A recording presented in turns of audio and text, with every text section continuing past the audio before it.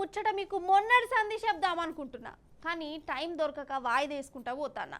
ఇగో ఇవాళ ఎట్లన్నా చెప్పాలని డిసైడ్ అయినా ముచ్చటేందయ్యా అంటే సాహస వీరులు పరేషాన్ చేసిన ఫీట్లు. ఈ ముచ్చట చెప్పాలి మీకు. ఇది చెప్పాలంటే నేను టీవీ వెనుకకు పోవాలి. నేను పోతున్నా, మీరు చూడురి గంతే. ఫస్ట్ గి బుజ్జవ డ్రైవింగ్ చూడుర్రి, స్టైల్ గా నడుపుతలేదు.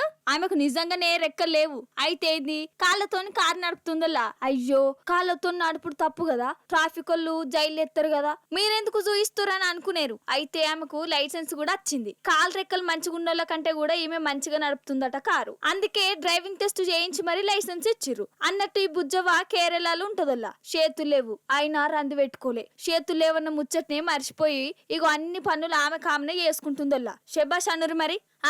ఇప్పుడు ఇంకో కాడికి పోదాం. ఈడ ఒక పోరాడు చేసిన పరిశ్రమ చూస్తే మీకు చక్కెరొచ్చుడు ఖాయం. చూసిరా, అర్థం కాలేదోనల్లా. నేను చెప్తాగుర్రి. ఈ పోరడు రైలు బండి చక్రాల మీద వండుకొని ప్రయాణం చేసిండోల్లా. ఉత్తరప్రదేశ్ లో ఉండే పోరన్కి 7 ఏండ్ల 8 ఏండ్లో ఉంటాయి గంతే. వీడు ఉండే కాడు ఉండకనాట ఆడుకుంటా పట్టాల మీద ఆగున్న గూడ్స్ బండికి ఎక్కిండు. అప్పుడే బండి కదిలింది. కథం, పోరడు గజ్జం అన్నాడు.